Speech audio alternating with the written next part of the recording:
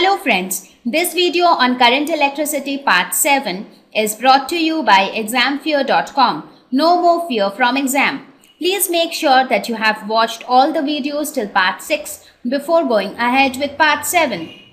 Now let us see who carries current in case of liquid. Like in solids we have free electrons. Similarly in liquids it is the positive and negative ions who carry current in liquids. So from where do we get this positive and negative ions in a liquid? So before that, many of you must be wondering what an ion is. But I guess you would have studied about ion in your chemistry classes. But anyways, here we will look at it again.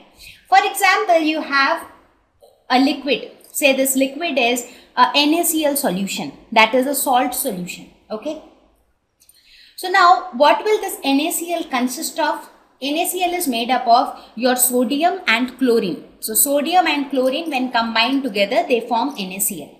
Now how will you get ions out of NaCl? What happens is if you look at the electronic configuration of sodium and chlorine separately, you will see that chlorine has 7 electrons in the outermost shell. 1, 2, 3, 4, 5 and 5, 6 and 7. So there are 7 electrons in the valence shell of chlorine, right?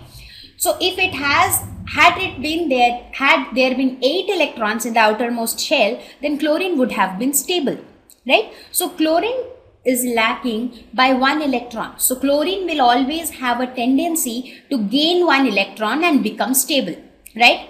Similarly, if you look at the configuration of sodium atom, you will see that there is 1 electron in its outermost shell. So if this can give its outer electron to somebody else, then sodium becomes stable. So both sodium and chlorine have their own benefits. Sodium wants to lose 1 electron and chlorine wants to gain 1 electron. So what happens is this 1 electron goes out from sodium and goes into chlorine. Now as soon as the electron moves out from sodium, sodium gets a positive charge. So sodium becomes Na plus, that is sodium ion. And as soon as that electron enters into chlorine, chlorine becomes Cl minus. An electron coming in means more negative charge, right? So it will become negative. For any atom, if electron is coming in, that means it is gaining more negative charge. So in this case, chlorine is gaining electron. So chlorine is gaining more negative charge. So chlorine becomes minus. So that is chlorine ion. So that is how you get sodium ion and chlorine ion. Now what happens when you apply an electric field across this liquid? Let us suppose you applied an electric field or you connected some battery or something. So what will happen? The sodium ions will try to move towards the negative charge and the chlorine ions will try to move towards the positive end. For example, let us suppose if I say that this is the positive end and this is the negative end. If I apply an electric field, then what will happen? All the chlorine ions will start moving in this direction and all the sodium ions will start moving in this direction. And this phenomenon will keep continuing. So because of the movement of these positive and negative ions, current will get generated. I already told you what was current. Current is nothing but flow of charges. So this sodium ion as well as chlorine ion, they are nothing but they are charged. They are charged particles. Sodium has a positive charge, chlorine has a negative charge here. So they are also charges. So whenever the charges flow, there is current. So therefore in a liquid, the current is carried by positive and negative ions, right? So what is basically an ion? An ion is an atom or molecule in which the total number of electrons is not equal to the total number of protons, giving it a net positive or negative electrical charge. So ion is basically nothing but when an atom gains some electron or loses some electron, it becomes electrically charged. If it gains electron, it becomes negatively charged. Let us suppose this is one atom. So if an atom gains electron, if it gains electron, then it becomes negatively charged, right? Similarly, if the atom loses electron, That means it is losing negative charge. So losing negative charge means it is gaining positive charge. So it becomes positively charged. So an atom becomes an ion when it loses or gains an electron, and these ions then carry current in liquids. So we saw the scenario for solids as well as liquids. So now is the turn for gases. So what happens in case of gases? Under normal conditions, gases are bad conductors of electricity because they neither have free electrons to carry current, nor do they have any ions inside them to carry current. So basically gases are bad conductors of electricity. But if we ionize a gas starts conducting electricity. Now, what do I mean by ionization? We will just talk about it. So, first you remember this, that gases are bad conductors of electricity. They do not conduct electricity. They conduct only if they are ionized. So, what magic does ionization, what magic happens during ionization? That they become good conductors. Ionization is basically a process in which we extract one electron from the gas. So when we extract one electron from the gas, the leftover atom is nothing but a positively charged ion, right? So extraction of one electron gives us some electrons to carry charge. At the same time, it also leaves behind the positive ion which can carry current. So positive ions and free electrons carry current in gases. So these positive ions and free electrons are produced only during ionization. I mean, they are not present by their own. They will be produced only when we ionize a gas, only when we forcefully take out one electron from the gas, and therefore the positive ion is left over, right? So gases carry current only when it is ionized. This is a very important statement to be remembered.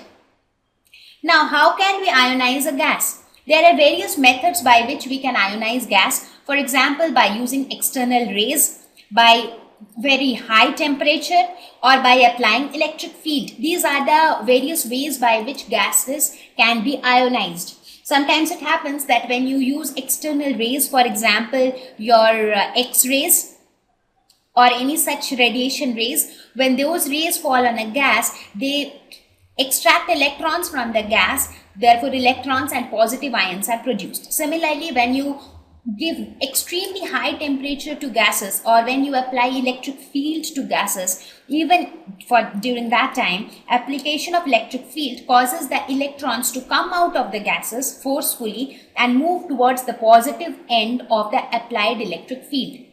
So these are the various ways by which we can ionize a gas. So the bottom line is that gases will conduct electricity only when they are ionized. So what happens during ionization? Let us suppose this is an atom inside a gas. So what will happen during ionization? This one electron will be extracted from the gas. But as soon as the electron is extracted, you have one free electron which you extracted, and the leftover atom now becomes an ion because it is losing one electron. So losing an electron means it is gaining positive charge. So it becomes a positively charged ion. Now when you apply some electric field, or the positive ions will again move towards the negative end, and the free electrons will try to move towards the positive end. And this movement of charges give rise to current. So we saw the different current carriers in solids, liquids as well as gases. Let us have a quick review of whatever we have studied. In case of solids, the current carriers are free electrons because the electronic configuration of solids are such that they always have some electrons in the outermost shell which can be very easily taken out from the atom, and these electrons are free enough to carry current. Similarly, in case of liquids, the positive and negative ions act as the current carriers because in liquids, basically the electrolyte will have the positive and negative ions. For example, we took the example of NaCl. What happens is sodium loses one electron and chlorine gains that one electron and becomes negatively charged. So these positively charged sodium ions and the negatively charged chlorine ions conduct current. And the third scenario for gases, which are generally bad conductors, but they conduct electricity only when they are ionized. In the process of ionization, an electron is forcefully extracted from the gas so that a positive ion is left behind, and these free electrons and the positive ions act as current carriers in case of gases. So now we saw, so till now what all did we study here? We studied what is electric current. What initiates electric current? That means how does electric current, who gives birth to electric current? From where does it originate? That also we studied. What was that? It was nothing but EMF, right? The next topic which we studied was who carries current. Okay, let us suppose the current was born. Now who will carry the current? So we studied about the current carriers as well. Thank you. Please visit examfear.com to watch free educational videos, try free online tests, get the best quality study materials, study from the best tutors and mentors, and much more. Thank you once again.